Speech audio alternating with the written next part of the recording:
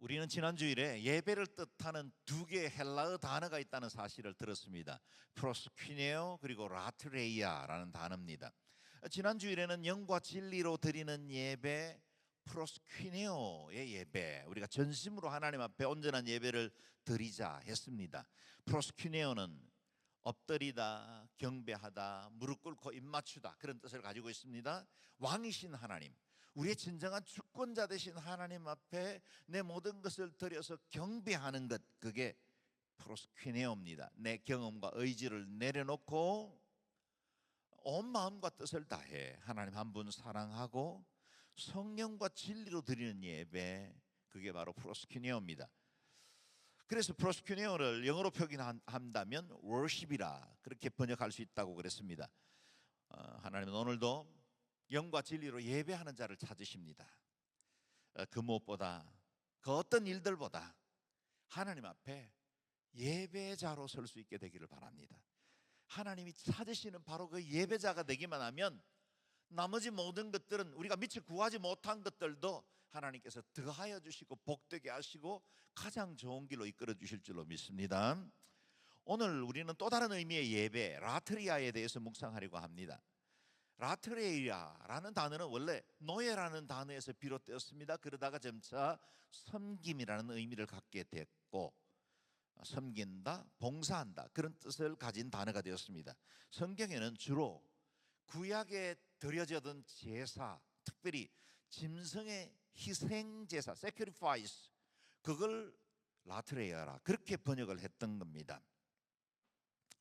라트리아는 원의 뜻을 잘 담은 영어로 번역을 하면 서비스라 그렇게 말할 수 있겠습니다. 그래서 오늘 우리의 예배는 하나님 앞에 경배하고 드리는 워십과 함께 내가 다른 성도들을 섬기고 주의 교회를 세우고 이 땅에 하나님의 복음을 전파하고 주의 나라 이 땅 가운데 이루어지는 일에 쓰임받는 라트리아의 예배, 이 두 개의 예배가 함께 이루어져야 합니다.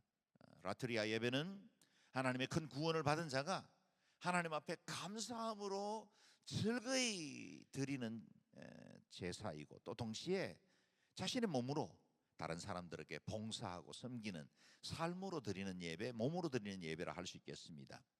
오늘 우리가 함께 읽었던 12장 말씀은 라트레이아라는 단어를 써서 예배에 관해서 말씀하고 있습니다. 먼저 1절 말씀을 다시 읽어보겠습니다. 시작. 그러므로 형제들이여, 내가 하나님의 자비하심으로 여러분에게 권합니다. 여러분의 몸을 하나님께서 기뻐하시는 거룩한 산 제물로 드리십시오. 이것이 여러분이 드릴 영적 예배입니다. 아멘. 우리가 잘 알고 있는 대로 로마서는 크게 두 부분으로 나눠집니다. 1장에서 11장까지는 구원 얻는 길에 대해서 말씀하십니다. 그래서 이신칭의, 우리가 예수 그리스도를 믿고 그 십자가의 대속의 은혜를 나의 것으로 받아들일 때 하나님은 의롭다 인정해 주시고, 그래서 구원받아 하나님의 친백성이 되는 길을 가르쳐 주십니다. 동시에 12장에서 16장까지는 구원받은 자가 어떻게 살아야 할지에 관한 말씀을 주십니다. 사도 바울은 12장 말씀을 시작하면서 구원받은 그리스도인이라면 우리가 붙들어야 할 첫 번째 삶의 지침은 예배이다는 사실을 강조합니다. 라트레이아, 곧 예배가 무엇입니까? 여러분의 몸을 하나님께서 기뻐하시는 거룩한 산 제물로 드리는 것이다. 몸을 하나님이 기뻐하시는 거룩한 산 제물로 드리는 예배이다는 겁니다. 몸을 드리는 예배입니다. 여러분, 이 말씀에 담긴 세 가지의 중요한 메시지가 있죠. 첫 번째, 하나님은 예배를 기뻐하신다. 두 번째, 하나님께서 기뻐하시는 예배는 몸으로 드리는 예배다. 세 번째, 우리의 몸을 산제물 삼아야 한다. 반복할까요? 하나님은 예배를 기뻐하십니다. 그리고 그 기뻐하시는 예배는 몸으로 드리는 예배이다는 겁니다. 그리고 우리의 몸이 산제물이 될 때 하나님께서 흠향하실 만한 향기로운 제물이 된다는 겁니다. 오늘 우리가 이 말씀을 묵상할 때 놓치지 말아야 할 사실은, 우리의 예배는 하나님의 자비하심에 근거한다는 거예요. 여러분, 많은 종교들은 자신들이 의와 수양을 통해서 신적 존재에게 나아가려고 합니다. 그래서 해탈, 번뇌를 지워버리고 또는 수양과 적선, 공로를 통해서 어떤 종교적인 경지에 이르려고 애를 씁니다. 그런데 우리의 예배는 처음 출발이 달랐습니다. 하나님의 자비하심에 근거합니다. 우리 하나님께서 큰 자비를 베풀어 주셔서 영원히 멸망받을 수밖에 없는 우리를 위해서 독생성자 예수 그리스도를 내어주셨고, 그 성자 그리스도께서 지신 십자가가 우리를 모든 죄에서 자유케 하고 영원한 생명을 얻게 하셨다. 그래서 하나님의 자비하심을 인해서 우리가 하나님의 의로우신 보좌 앞으로 나아가게 됐고, 이것이 우리의 예배의 근거가 되었다는 겁니다. 그래서 하나님의 보좌 앞에 깔려있는 그 카펫은 자비와 용서라는 실로 짠 카펫이라고 말하지 않습니까? 에베소서는 우리가 그 은혜를 인하여 믿음으로 말미암아 구원을 받았다고 선포하고 있습니다. 우리의 구원은 우리의 은혜로, 하나님의 은혜로 주어진 것입니다. 믿음으로 하나님의 은혜를 주신 그것을 내가 받아들이는 그 순간 우리는 하나님의 자녀가 되고 영원한 생명을 누리게 되었습니다. 그 은혜에 감사해서 우리 구원받은 자가 반응할 수 있는 행위, 그게 바로 예배입니다. 오늘 본문 말씀에는 예배에 관한 중요한 진리들이 담겨 있는데요, 본문을 다시 보십시오. 여러분의 몸을 하나님께서 기뻐하시는 거룩한 산 제물로 드리라 하십니다. 역설이지 않습니까? 제사를 드리는 제사는 원래 짐승을 죽여서 드리는 제사입니다. 짐승을 죽여야 제사가 이루어졌습니다. 죽음이 전제되어 있죠. 그런데 우리가 드려야 할 제사는 산자의 예배다 하십니다. 이 말씀은 우리 자신이 죽은 제물처럼 주님 앞에 드려져야 한다는 사실을 의미합니다. 지금 우리는 살아있죠. 호흡하고 있습니다. 이성과 우리의 모든 몸이 작동하고 있죠. 그래서 예배의 자리로 나왔고 지금 우리는 하나님의 말씀을 듣고 있습니다. 그런데 그 예배는 죽은 자처럼 드려야 한다는 겁니다. 그래서 그리스도인들은 죽은 제사를 드리는 사람이 아니라 산제사, living sacrifice, 살아있는 희생 제물을 드리는 사람이라는 겁니다. 이전에 구약 시대에는 죽은 제물을 태워서 예배를 드렸습니다. 그러나 예수 그리스도께서 이 땅에 오신 이후부터는 우리의 제사는 산 제사가 되었습니다. 그분이 우리의 모든 죄과를 담당하셨고 그분이 십자가에서 제물이 되어 주셨기 때문에 이제는 우리는 더 이상 짐승의 제사로 하나님 앞에 나아갈 필요가 없게 되었습니다. 이제는 우리 자신이 몸으로 산 제사를 드려야 합니다. 우리의 삶 자체가 예배가 되기를 원하십니다. 이렇게 삶으로 드리는 예배를 라트레이아라 그렇게 부릅니다. 예배가 처음으로 제정되었던 출애굽기 이야기로 묵상을 해보죠. 하나님께서 이스라엘 백성들을 이집트에서 이끌어내신 이유가 뭘까요? 물론 그들은 하나님의 사랑하는 친백성이었습니다. 그런데 압제받은 지 430년이 되었습니다. 해방과 자유를 원했습니다. 하나님께서 해방시켜 주시는 것은 하나님의 마땅하고 의롭고 선하신 행위이죠. 또 그분들을 하나님께서는 그들에게 조상들에게 약속하신 땅이 있었습니다. 가나안으로 인도하심이죠. 그 일로 이끌어내시기 위해서는 출애굽시키시는 것이 마땅했습니다. 역시 그것도 출애굽의 목적 중에 하나일 겁니다. 그런데 가장 궁극적인 목적, 이스라엘이라는 한 민족 공동체를 선택하셔서 조상들에게 약속을 주시고 출애굽시켜 약속의 땅에 정착시켜야 할 가장 궁극적인 목적, 더 큰 목적이 있었다는 겁니다. 그게 바로 모세가 바로에게 요구한 내용에서 발견할 수 있습니다. 출애굽기 5장 1절 같이 읽어봅니다. 시작. 그리고 나서 모세와 아론은 바로에게 가서 말했습니다. 이스라엘의 하나님 여호와께서 내 백성들을 보내 그들이 광야에서 나를 위해 절기를 지킬 수 있게 하여라 하고 말씀하셨습니다. 광야에서 나에게 예배와 절기를 지킬 수 있게 하라, 이를 위해서 자유케 하라는 겁니다. 궁극적인 목적은 이스라엘 백성들로 언약을 가진 예배 공동체, 예배하는 공동체를 삼으시기 위함이시다는 겁니다. 시내산, 그들이 출애굽했을 때 하나님께서 처음으로 강력한 임재로 이스라엘 백성들을 만나 주셨는데 그때 담긴 언약의 핵심이 있습니다. 19장 5절인데요. 같이 읽어봅니다. 시작. 세계가 다 내게 속하였나니 너희가 내 말을 잘 듣고 내 언약을 지키면 너희는 모든 민족 중에서 내 소유가 되겠고 너희가 내게 대하여 제사장 나라가 되며 거룩한 백성이 되리라. 아멘. 출애굽의 궁극적인 목적은 그들이 하나님의 거룩한 백성이 될 뿐만 아니라 모든 민족을 위한 제사장 나라가 되는 것이었다는 겁니다.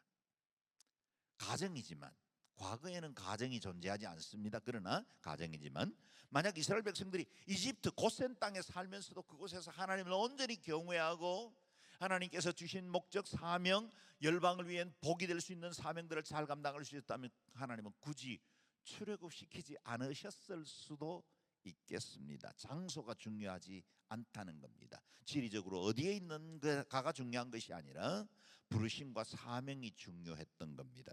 실제로 이스라엘 백성들은 세상 그 어떤 민족도 경험해보지 못한 그 엄청난 기적과 능력을 경험했음에도 불구하고 그들 안에는 여전히 광야 40년 동안 반복적으로 넘어지고 실패하던 것이 바로 이집트의 문화와 사상, 종교였어요.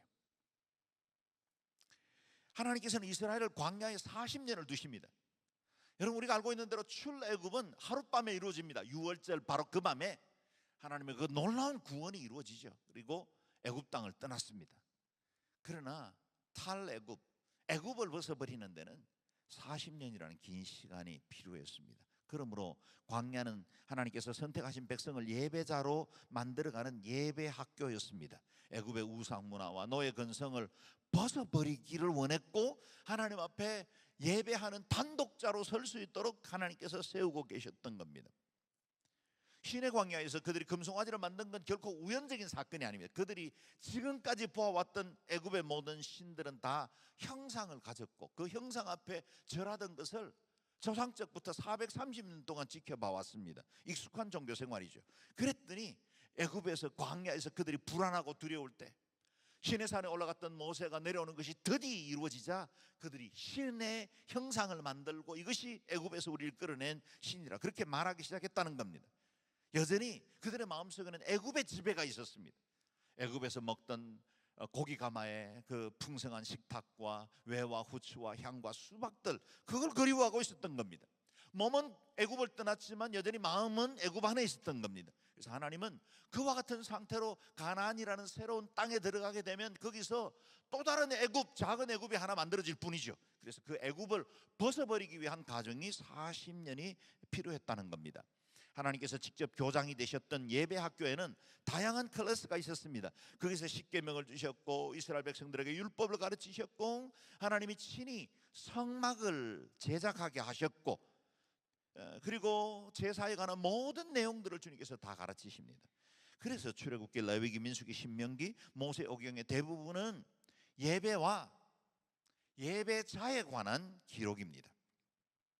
제사법과 성막의 제작, 성막에 필요한 모든 직기의 사용법, 안식일 규정까지 예배드리는 방식까지 이 모든 것들은 하나님께서 이스라엘 백성들을 예배자로 세워서 하나님과 어떻게 관계를 맺어야 하는지 또 언약을 가진 백성들이 이 세상에 어떻게 살아야 하는지를 구체적으로 가르치신 예배자를 위한 교훈들로 채워져 있었다는 겁니다. 예배 학교가 어떻게 운영되어 갔는지를 묵상하면 또 다른 은혜가 있습니다. 이스라엘 백성들이 광야에 지내는 40년 동안 각 지파별로 진을 칠 때 그들에게는 언제나 정해진 위치가 있었습니다. 성막을 중심으로 아론의 후손들 그리고 레위 지파들이 회막 가장 가까이에 진을 칩니다. 그리고 그 외곽으로 세 지파씩 동서남북으로 위치해 있었습니다. 그리고 그들의 모든 지파의 텐트들은 언제나 중앙 성소를 향해 문을 만들게 했습니다. 아침에 잠을 자고 일어나서 기지개를 켜면 그들의 거대한 이 이스라엘 백성들의 진 중앙에 있는 중앙 텐트 성소가 보인 것입니다. 그것을 보고 하루를 시작한 겁니다. 성소 위에 구름이 내려앉으면 그들도 머물러 있었습니다. 성소에 구름이 떠오르면 그들도 함께 이동했습니다. 성소가 그들의 생활의 중심이었습니다. 진의 배치는 곧 하나님께서 이스라엘 백성들이 예배 중심의 삶을 어떻게 살아야 하는지를 실습의 장으로 교훈해 주신 것입니다.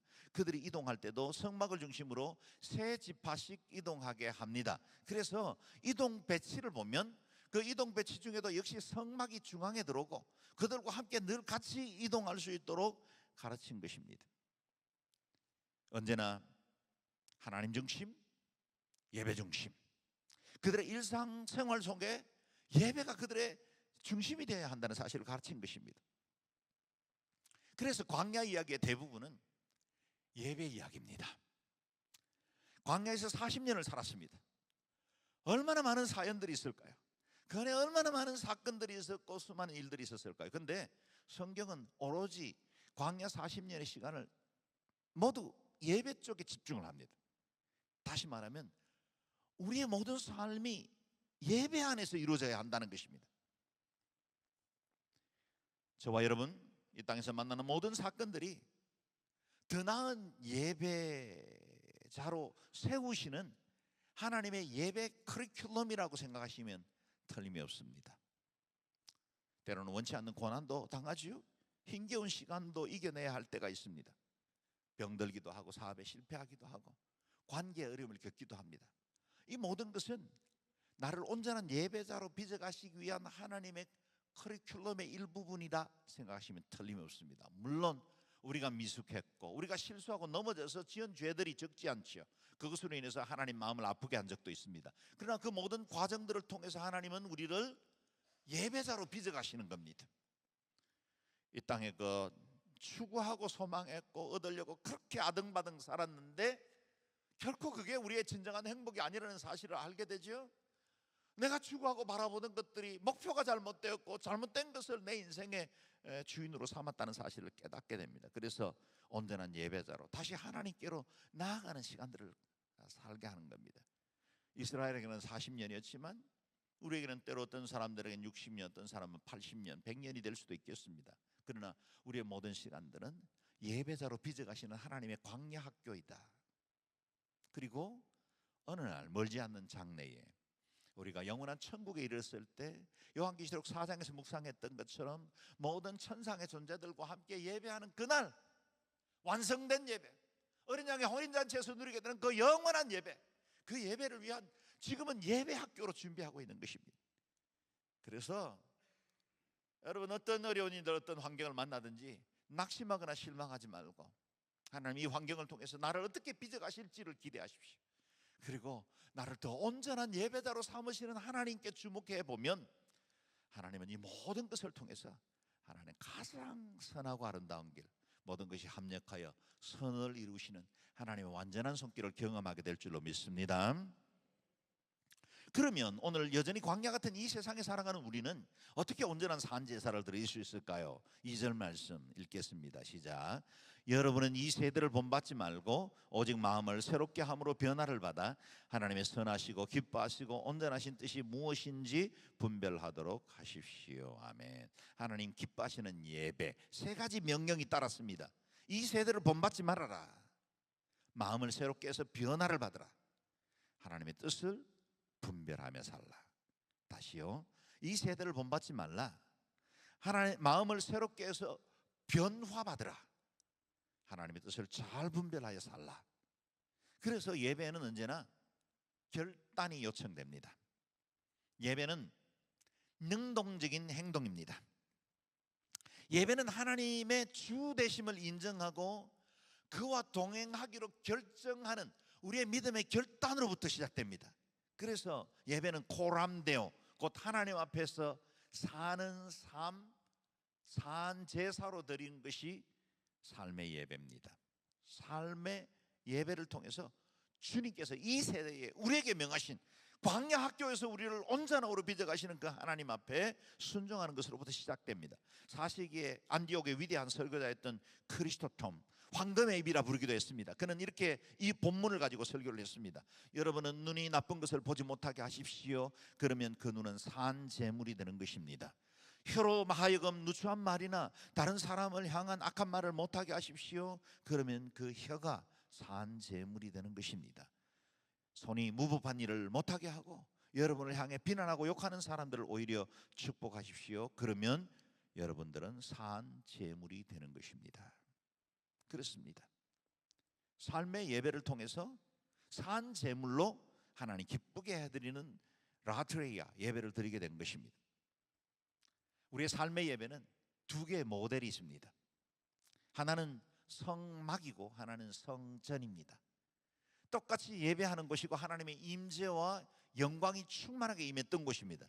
그런데 이 두 개의 모델 중에 우리가 따라야 할 모델은 돌로 지은 예루살렘 성전이 아니라 광야에서 이스라엘 백성들과 함께 움직인 성막의 모델이어야 합니다. 성전의 모델은 지금 우리가 이렇게 영동 온누리 예배당에서 모여드리는 예배처럼 함께 모여드리는 예배입니다. 그리고 이곳에서 우리는 하나님의 영광과 거룩을 보고 온전한 산제사를 드립니다. 동시에 우리의 이 예배가 마치는 그 순간 우리는 회막 되신 하나님의 임재와 함께 세상 한가운데서 주와 동행하는 예배를 드려야 합니다. 내 삶의 전체가 예배가 되게 하는 것입니다. 언제 어디서나 예배자로 살아가는 것이 성막 모델입니다. 그러므로 사도 바울은 우리에게 고린도전서 3장에서 이렇게 권면하고 있죠. 너희가 하나님의 성전인 것과 하나님의 성령이 너희 안에 거하시는 것을 알지 못하느냐. 여러분이 바로 성전입니다. 성령, 하나님의 영이 거하시는 거룩한 전이 되었습니다. 다시 말하면 우리가 움직이는 성막이 된 것입니다. 과거에는 하나님의 특별한 임재, 그건 특정 지역에 머물렀습니다. 회막 가운데 임했고 성전에 임했습니다. 특별한 하나님께서 구별된 예언자나 그리고 제사장들에게 임했습니다. 그러나 예수 그리스도 이후부터는 돌로 지은 성전, 그 건물이 아니라 우리의 마음이 성전이라고 하십니다. 우리 한 사람 한 사람이 예수 그리스도를 나의 구주로 섬기고 하나님의 성령이 머무는 성전이 되었습니다. 우리가 주님을 모시고 있기 때문에 움직이는 회막으로서의 삶을 살아야 한다는 겁니다. 어떻게 살까요? 6장에서는 좀 더 구체적으로 말씀하고 있는데요. 같이 읽어볼까요? 시작. 너희 몸은 너희가 하나님으로부터 받은 바 너희 가운데 계신 성령의 전인 줄을 알지 못하느냐. 너희는 너희 것이 아니라 값으로 산 것이 되었으니 그런즉 너희 몸으로 하나님께 영광을 돌리라. 아멘. 주님께서 피로 값주고 사신 그 성전이 이 예배당 건물이 아니라 저와 여러분 자신이라는 겁니다. 우리 안에 성령님이 거하심으로 우리가 성령의 전이 되었습니다. 그러므로 우리의 몸을 가지고 하나님 앞에 영광을 돌려야 합니다. 우리의 몸이 성령의 전입니다. 그 때문에 우리 몸으로 하나님께 영광을 돌려야 합니다. 우리의 몸으로 거룩한 산 제물을 드려야 합니다. 그게 바로 라트레이아 예배입니다. 내가 머무는 곳, 내가 가는 곳, 내가 만나는 사람, 그곳이 예배의 자리가 되게 해야 한다는 겁니다. 라트리아 예배, 곧 산제사가 무엇입니까? 이어지는 말씀도 한번 읽어보죠. 같이 읽습니다. 시작.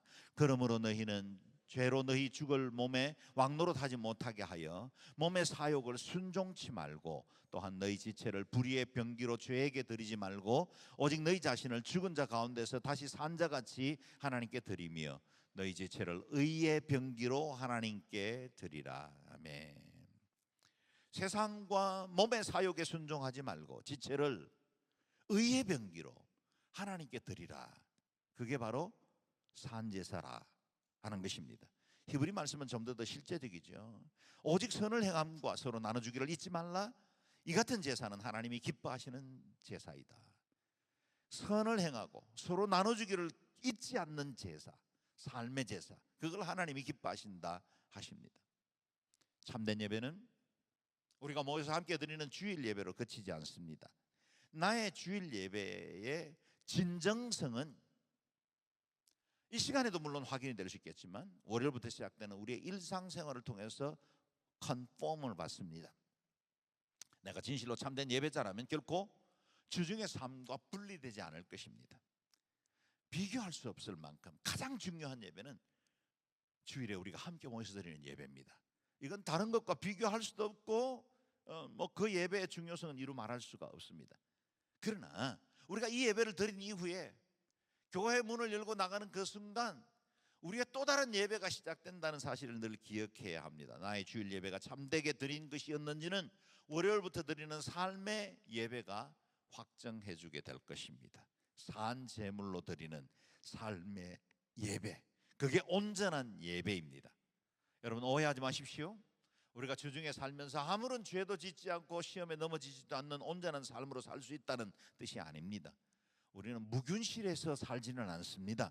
세상 한가운데 즐기도록 우리를 유혹하고 넘어뜨리려는 간사한 세상의 신과 내 육체의 주인 행세를 하던 옛 정과 욕심이 끊임없이 우리를 넘어뜨리려고 할 겁니다. 그래서 우리의 믿음의 삶은 전쟁입니다. 끊임없이 영적 전쟁을 치러야 하고 우리가 유혹과 싸워서 이겨야 하고 우리를 넘어뜨리려고 하는 그 모든 악한 사단의 권세를 분별하고 우리가 어떻게 진리의 말씀을 굳게 붙들어야 하는지 날마다 싸워 이겨야만 합니다. 때로는 넘어지기도 하고 실패하는 연약한 존재이기도 합니다. 그러나 여러분, 우리의 삶 속에 분명 무균실에 존재하는 건 아니지만 우리 속에는 늘 하나님의 성령이 우리와 함께 하시고 그 주님의 은혜와 능력이 우리를 지켜주고 계십니다. 그래서 예배를 붙들어야 합니다. 예배 안에 나오면 회복됩니다. 예배 안에 나오면 용서받고 치유됩니다. 새로운 용기를 얻을 수 있습니다. 그래서 우리가 주일 예배 가운데 함께 나옴으로 용기를 얻어서 삶의 예배 현장으로 나아가서 내 삶에 머무는 그곳이 예배 자리가 되게 해야 합니다. 설교를 마무리하면서 여러분에게 질문 한 가지를 합니다. 예배는 하나님을 위한 것입니까? 아니면 사람을 위한 것입니까? 이렇게 다시 물어볼게요. 오늘 여러분이 예배 나오실 때 하나님을 위해서 나오셨습니까? 아니면 여러분을 위해서 나오셨습니까? 우리 중에 대부분의 사람들은 두말할 나위도 없이 하나님을 위해서랍니다 라고 대답하고 싶을 겁니다. 그러나 곰곰이 생각해 보면 예배는 하나님을 위한 것이라기보다는 우리를 위한 것이라 생각이 됩니다. 실제로 하나님은 스스로 존재하는 분, I am who I am, 그분은 자존하시는 하나님이십니다. 인간으로부터 그 무엇이라도 취할 필요가 없는 분이시죠. 만약 예배에 나오면서 내가 이렇게 피곤하고 지친 이 주일 이른 아침에 예배를 드리면 하나님이 기뻐하실 거야. 어린아이들이 엄마 아빠 앞에서 재롱을 부릴 때 엄마 아빠가 기뻐하는 것을 보고 좋아하듯이 그런 마음으로 예배를 왔다면 그건 너무 귀한 마음이긴 하지만 예배에 관해서는 오해했을 수 있습니다. 생각해 보십시오. 예배는 하나님께 드립니다. 분명합니다. 그러나 그 예배는 우리를 위해서 주신 하나님의 선물, 값진 선물입니다. 인간이 에덴 동산에서 범죄한 직후에 하나님의 은혜로부터 주신 선물이 바로 예배였습니다. 아담과 하와가 그 수치를 가리기 위해서 무화과 나무 잎으로 치마를 해서 입었을 때 그건 오래가지 않았죠. 곧 시들어버렸습니다. 그래서 하나님께서 아담과 하와를 위해서 가죽 치마를 해 입히십니다. 가죽 치마를 해 입었다는 것은 곧 그 완벽하고 아름다운 동산, 그 누구도 해치지 않아도 될 만한 완벽한 세상 가운데 처음으로 어느 누군가가 희생당했다는 것이고 피를 흘렸다는 뜻입니다. 짐승의 가죽이었으니까요. 그때 아담과 하와는 처음으로 내가 하나님 앞에 범죄한 것이 용서받기 위해서는 피가 필요하구나, 누군가의 희생이 필요했구나 라는 사실을 알게 된 겁니다. 그리고 그 첫 번째 흘린 피 이후로 예배를 배웠고 이후에 출애굽기, 레위기, 민수기, 신명기를 통해서 계속해서 이어지는 반복적인 제사와 예배, 그것들이 우리에게 임시로 나아갈 수 있는, 그리스도께로 나아갈 수 있는 길이 되었고 결국 갈보리 십자가, 예수 그리스도의 피 흘리시고 다 이루었다, 테텔레스타이, 선언하신 그 주님의 선포로 인해서 저와 여러분은 온전한 구원을 얻게 되었고 완전한 삶의 예배자가 될 수 있게 된 것입니다. 사랑하는 여러분, 예배에 실패하지 않기를 바랍니다. 오늘 우리는 삶의 예배, 라트리아 예배에 대해서 들었습니다. 그렇다고 해서 여러분이 삶의 현장에서 몸의 예배를 실현하는 것이 결코 쉽지 않다는 것도 잘 압니다. 한 주간 내내 치열한 믿음의 싸움을 계속해야 할 겁니다. 많은 유혹들, 결코 넉넉지 않는 내 양심의 소리와도 싸워야 하고 하나님의 말씀 앞에서도 어떻게 의롭게 살아야 하는지, 내가 어떻게 믿음의 사람으로서 내 신앙을 지켜야 하는지에 대해서 날마다 고민하며 살아갈 것입니다.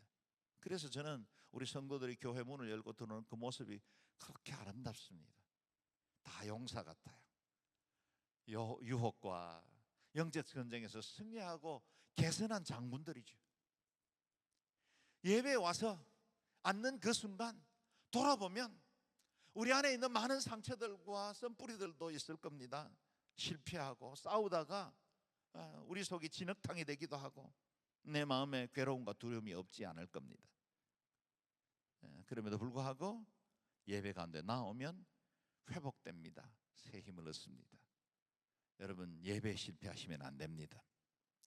힘내십시오. 하나님께서 여러분과 함께 하십니다. 온전한 예배자에게는 결코 패배하는 일은 없을 겁니다. 예배야말로 하나님 앞에 승리를 보고하는 자리이기도 하고 또 새로운 전략과 능력을 얻는 자리이기도 합니다. 예배자로 평생을 하십시오. 예배를 붙들면 결코 실패하지 않습니다. 설사 넘어지더라도 다시 일어납니다. 축복의 비결입니다. 삶의 가장 우선순위, 내 삶의 중심에 예배를 두십시오. 예배가 우리의 삶을 지켜줄 것입니다. 우리는 오늘 주일 예배를 지킨다고 말하고 여기까지 왔지만 진실로 예배가 우리의 삶을 지키고 우리의 삶을 인도하게 될 겁니다. 그러므로 예배에 실패하는 것은 모든 것에 실패하는 것입니다. 예배를 가볍게 여기는 것은 하나님의 은혜를 가볍게 여기는 것입니다. 하나님은 오늘도 예배자를 찾으십니다. 예배자가 온전한 하나님의 사랑을 입게 될 것입니다. 하나님은 예배를 통해서 당신의 뜻을 계시하시고 예배를 통해서 사람을 변화시키시며 예배를 통해서 주의 나라 이 땅 가운데 이루어가게 하실 것입니다. 그러므로 그리스도인인 저와 여러분은 예배가 운명입니다. 할렐루야. 예배가 우리의 운명입니다. 그래서 당연히 우리는 예배하는 것이고, 예배가 내가 하고 있는 많은 사회적 활동 중에 하나가 아니라 내 운명이라 여기셔야 돼요. 나는 예배하는 사람입니다. 나는 예배가 가장 큰 내 삶의 힘이요 중심입니다. 그래서 신학자 칼 바르트는 예배에 대해서 이렇게 말했죠. 예배는 가장 중요한 것이요, 가장 긴급한 것이요, 가장 영광스러운 일이다. 이 고백이 바로 여러분의 고백이 되기를 바랍니다. 예배는 가장 중요한 것이요, 가장 긴급한 것이요, 가장 영광스러운 일이다. 여러분의 삶의 모든 순간이 예배자로 있기를 주의 이름으로 축원합니다. 아멘. 우리가 조금 전에 고백했던 나는 하나님을 예배하는 예배자입니다. 한번 고백하며 주님 앞에 예배자로 우리 자신을 드리는 시간들을 갖겠습니다.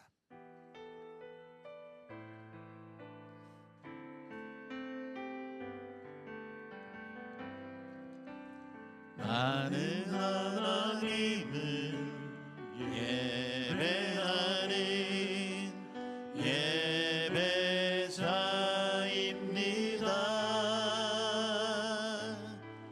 내가 서 있는 곳 어디서나 하나님을 예배합니다.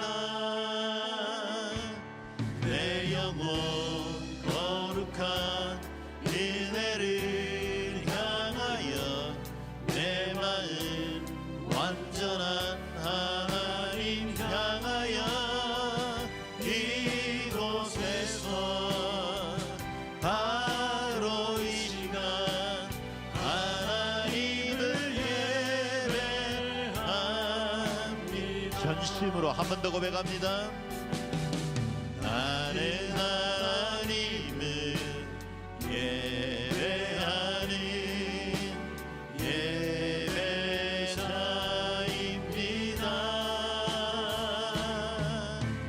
내가 서 있는 곳 어디서나 하나님을 예배합니다. 내 영혼 거룩한 은혜를 향하여 내 마음 완전한 하나님 향하여 이곳에서 바로 이 시간 하나님을 예배합니다.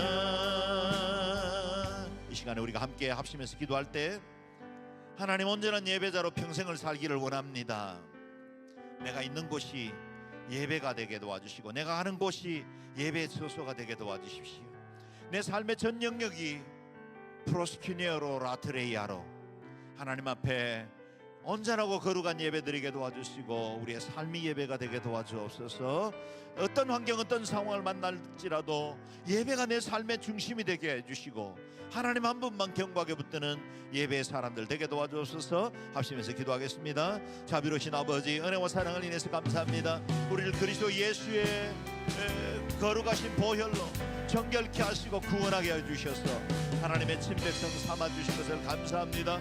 오늘도 예배할 수 있는 특권 주신 것을 감사합니다. 너는 내 것이라 불러주시는 주님의 그 사랑과 은총을 입어 감사의 반응으로 하나님 앞에 예배하게 해주신 것을 감사합니다. 예배가 그 어느 순간에도 의문과 짐이 되지 않게 도와주시고 기쁨과 감사로 하나님 앞에 나아가 승리의 보고를 하며 하나님께로부터 주어지는 그 놀라운 영광과 은혜의 보고를 드리며 하나님의 그 놀라운 사랑으로 새로워지고 힘을 얻어 하나님 앞에 이 세대를 치유할 수 있는 온전한 예배자로 삶이 예배가 되고 몸으로 드리는 제사로 하나님을 영화롭게 하고 많은 사람들에게 하나님의 나라 증거한 일에 쓰임받는 의의 백성들 되게 도와주옵소서. 그 사람 우리를 통해서 하나님 머무는 곳곳마다 가는 곳곳마다 하나님의 이름이 높임받기를 원하고 주님 한 분께만 온전한 영광 돌리는 믿음의 사람으로 살아갈 수 있도록 주님 은혜를 더하여 주시옵소서. 주님 다스려 주옵소서. 존귀하신 하나님, 우리를 지명하여 부르시고 구속하여 주셔서 하나님의 친백성 삼으시고 영원한 천국 소망 주시고 그리스도 예수의 거룩한 신부가 되게 해주신 것을 감사합니다. 그 은혜 감사함으로 예배로 반응합니다. 우리에게 주신 그 많은 은혜와 자비를 인해서 감사함으로 하나님 앞에 예배를 통해 주의 이름 높이며 주 앞에 영광과 경배를 올려드리오니 홀로 주인 되어주시고 우리의 삶과 인생 가운데 유일한 주권자로 임하여 주옵소서. 감사와 찬양을 드립니다. 일평생 주님 예배하는 일에 실패하지 않게 도와주시고 영원한 천생의 예배에 이를 때까지 예배자로 우리의 광야의 생활을 승리하는 하나님의 백성들 되게 하여 주옵소서.